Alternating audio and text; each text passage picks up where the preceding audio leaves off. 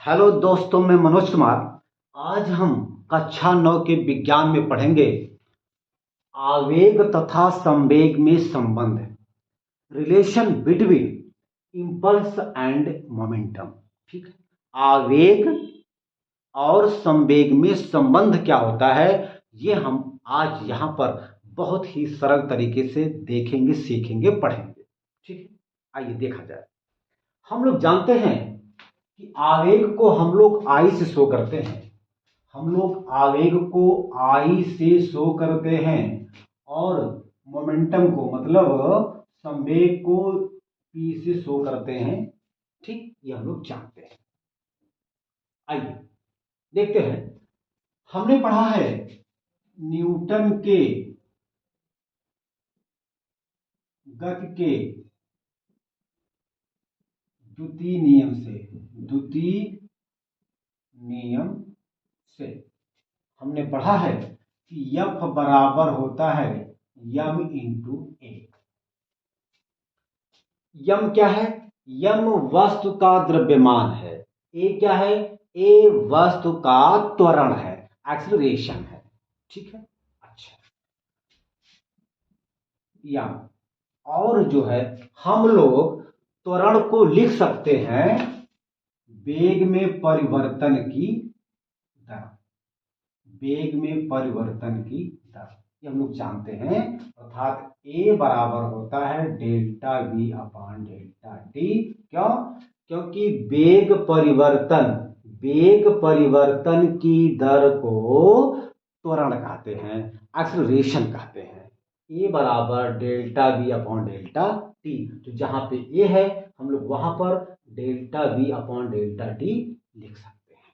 Okay, इसको हम मान लें समीकरण नंबर 1। ठीक है। अभी हमने पढ़ा है कि आई बराबर होता है एफ गुणे डेल्टा टी। आई बराबर हमने पढ़ा है एफ गुणे डेल्टा टी, या इसको हम लोग ऐसे कह दें। ठीक है ना? चलिए, कोई बात नहीं है। इसको मान लीजिए समीकरण नंबर 2। अब समीकरण नंबर 1 से एफ के मान को समीकरण नंबर 2 में रखने पर, यदि हम यहां पर एफ के मान को समीकरण नंबर 2 में रखें तो हमें यहां से कुछ जो है संबंध प्राप्त होता है। तो देखा जाए तो लिखेंगे समीकरण नंबर 1 से एफ का मान समीकरण समीकरण नंबर 2 में रखने पर, तो रखिए आई बराबर आपका हो जाएगा यफ। देखिए यफ बराबर यहां पर है यम गुणे delta we upon delta T. तो जहां पे यफ है हम लोग वहां पर जो है इस यम गुणे delta we upon delta T को रखेंगे। तो रखा जाए तो आपका हो जाएगा यम गुणे delta we upon delta T. यह जो है यफ के स्थान पे है और फिर गुणे डेल्टा टी। ये डेल्टा टी से डेल्टा टी आपका कैंसिल हो जाएगा। आपका आई बराबर आ जाएगा यम गुणे डेल्टा टी। हम इस डेल्टा को आगे भी लिख सकते हैं। इधर आपका हो जाएगा डेल्टा यम इंटू वी, या यम वी मान लीजिए। ठीक है।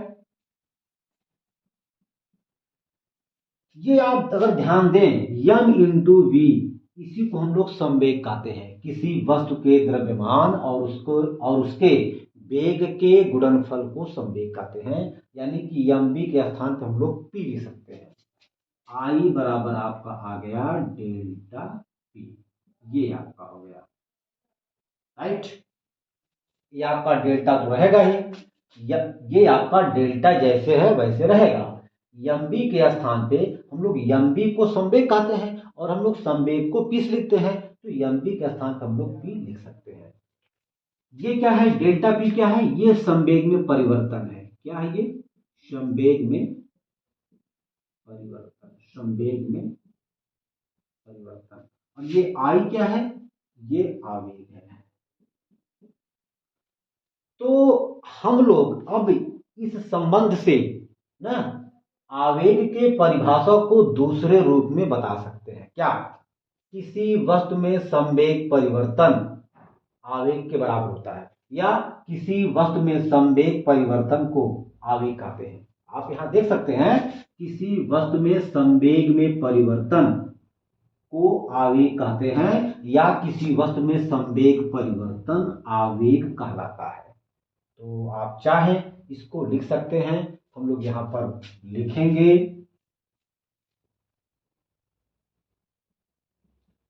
किसी वस्तु में संवेग परिवर्तन उसका आवेग कहलाता है, उसका आवेग कहलाता। ठीक है ना? तो ये आपका हो गया। यही जो है आवेग और संवेग में संबंध होता है। ठीक है, आप इसको बढ़िया से नोट करिए। हम एक तरीका और यहाँ पर बड़े ही आसानी तरीके से यहाँ पर हम लोग जो है ना आवेग और संवेग में परिवर्तन को बता सकते हैं। मतलब हम आवेग और संवेग में जो संबंध है इसको दूसरे तरीके से भी हम लोग संबंध व्यक्त कर सकते हैं, बता सकते हैं। तो पहले आप इसको बढ़िया से नोट कर लीजिए, फिर हम आगे चलेंगे।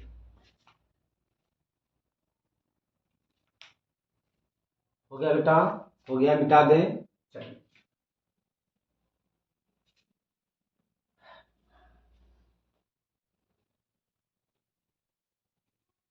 देखिए हमने पढ़ा है न्यूटन के गति के द्वितीय नियम से, न्यूटन के गति के द्वितीय नियम से एफ बराबर होता है delta P upon delta T. ये हमने पढ़ा है। ये डेल्टा पी क्या है? संवेग में परिवर्तन है। ये डेल्टा टी क्या है? ये समय में परिवर्तन है। इस पूरे को हम लोग कहेंगे संवेग में परिवर्तन की दर, या संवेग परिवर्तन की संवेग परिवर्तन की दर। इस पूरे को कहेंगे, यानी कि delta P upon delta T को कहेंगे संवेग परिवर्तन की दर। केवल डेल्टा पी क्या है? ये डेल्टा पी संवेग परिवर्तन है, और ये डेल्टा टी क्या है? समय है। मैंने आपको बताया था कि विज्ञान की भाषा में अगर किसी संख्या या किसी भौतिक राशि का हर या हर के रूप में समय है, तो उस समय को विज्ञान की भाषा में दर कहा जाता है। तो संवेग परिवर्तन की दर, ये delta P upon delta T क्या है? ये संवेग परिवर्तन की दर है। अच्छा, ये एफ बराबर delta P upon delta T. अगर हम इसको पक्षांतर करें, या हम इसको बटा 1 मान सकते हैं, कोई दिक्कत। अब हम लोग इसका तिर्यक गुणा करेंगे ना, क्रॉस मल्टीप्लीकेशन करेंगे। इसका इसमें करेंगे, इसका इसमें करेंगे, ठीक है। तिर्यक का गुणा मतलब इसका इसमें, इसका इसमें। तो जब इसका इसमें होगा तो हो जाएगा एफ गुणे डेल्टा टी, और जब डेल्टा पी का गुणा 1 में होगा तो डेल्टा टी आ जाएगा। आप अगर ध्यान दें, एफ गुणे डेल्टा टी को, यही हमारा क्या है? यही हमारा आवेग है। हमने बताया था कि किसी वस्तु पर लगा बल, यदि किसी वस्तु पर कोई बल बहुत ही सूक्ष्म समय के लिए अप्लाई होता है, लगता है, तो उस बल और सूक्ष्म समय के गुणनफल को आवेग कहते हैं। अर्थात आई बराबर होता है एफ गुणे डेल्टा टी। तो ये कंफर्म हो गया कि हम लोग एफ गुणे डेल्टा टी के स्थान पे आई लिख सकते हैं, आई बराबर डेल्टा पी। ये देखिए, ये बहुत सिंपल तरीका है। ये आपका डेल्टा पी क्या है? संवेग में परिवर्तन, संवेग में परिवर्तन।